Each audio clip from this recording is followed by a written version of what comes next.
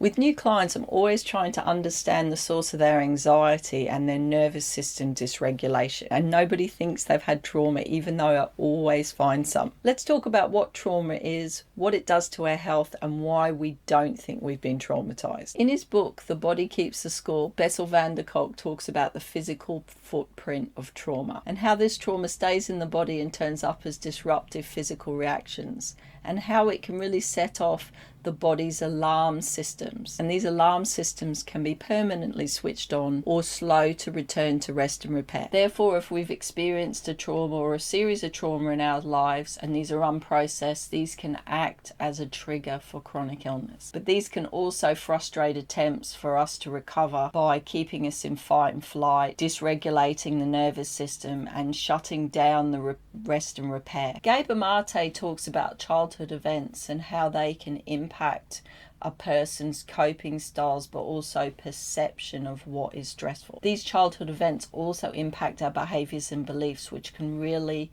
not just contribute, but also exacerbate an illness. When we think of trauma, we often think of big T trauma. And these are the sorts of things that nobody would argue with as being traumatic experiences. But in my work, I see a lot of trauma that's not as dramatic, but is just as damaging, but it gets often disregarded, minimized, or even denied. So what are some of the traumas that I see that we don't know that we have? So the first trauma is really treatment or illness trauma. And this could be all your accumulated experiences of being ill. This could be your loss of function, job losses, change in financial status or physical capability. It could also be that you've had treatment for your illness and you've been physically or emotionally hurt in the process. It could be things like tests, like colonoscopies, which can be quite degrading, over manipulation if you've got any sort of joint or flexibility issues. The unexpected side effects of drugs can also be quite traumatic. These are things a lot of people with chronic illness experience, but because we're so busy trying to cope with the new change in our life, we don't get an opportunity to process these, and they accumulate over time. And so I myself had dental trauma, and until I was able to process it and let it go, I was stuck in a state of anxiety every day, and that anxiety was keeping me sick. These experiences can not only change our beliefs about our ability to heal, but they can also shake our trust in other people. There's often a lot of grief, anger, shame, regret associated with these types of events, which needs to be processed. Before I go on, let me know if you're finding this video useful. I really love to hear from you guys in the comments. Now, often people think of only certain types of events as trauma in childhood, and I can't mention them because YouTube demonetizes my videos and restricts their circulation if I do. Divorce, being brought up by a substance abusing parent, or being belittled or mocked as a child, and that could be at school or in the home.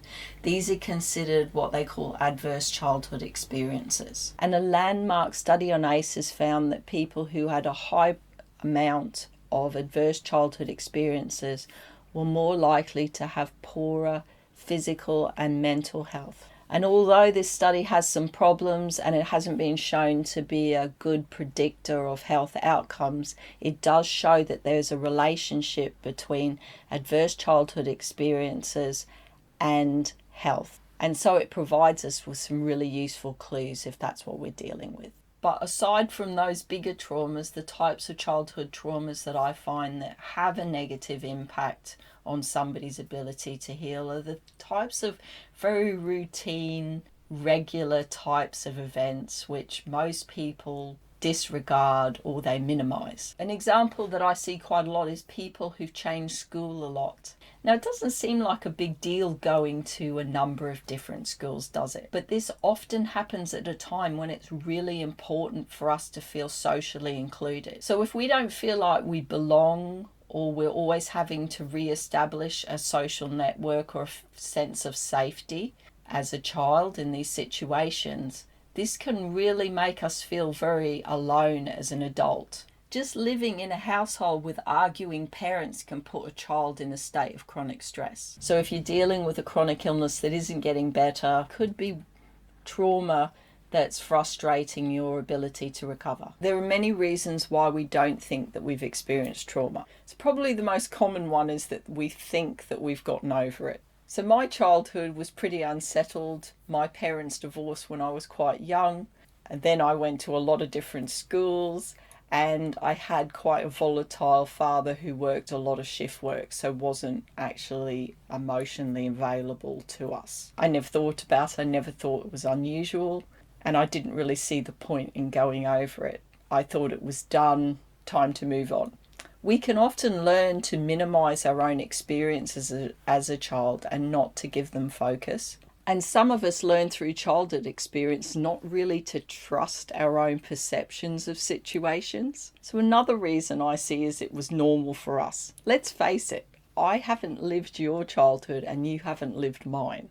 So we grow up not really knowing that something that happened in childhood has affected us. Another reason that I see that people don't think they have trauma, or they're sort of in denial about it, is because they don't want to say anything negative about their parents. And really, by acknowledging that our parents' behaviour and our childhood might have contributed to our illness, it's really quite confronting. And so that can lead to quite a bit of denial and a lot of fear about looking at these things. And also because some of us grew up knowing children whose situations were far worse than ours. We don't really see our situation as a child as being problematic.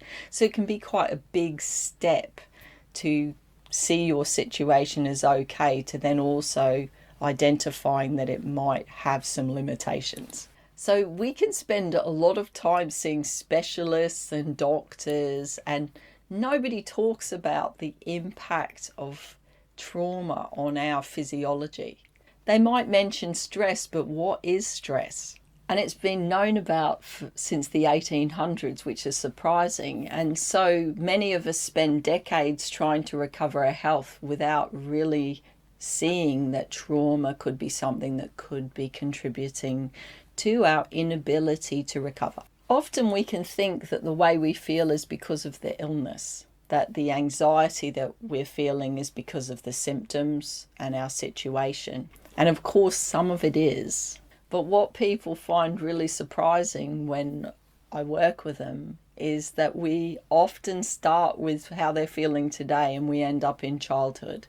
And when actually we process some of those traumas that they've experienced, they feel remarkably better than they did before we started. And that's because the coping strategies and the perceptions that we have right now are actually shaped by our childhood. And they show up in situations which we unconsciously perceive as the same or similar. If you're really struggling to trust yourself at the moment in your healing journey, I've created a free EFT meditation which is going to help you start embracing trust and bringing that in, because trust is really the gateway to hope and also to belief that in our ability to heal. I've put the link in the description.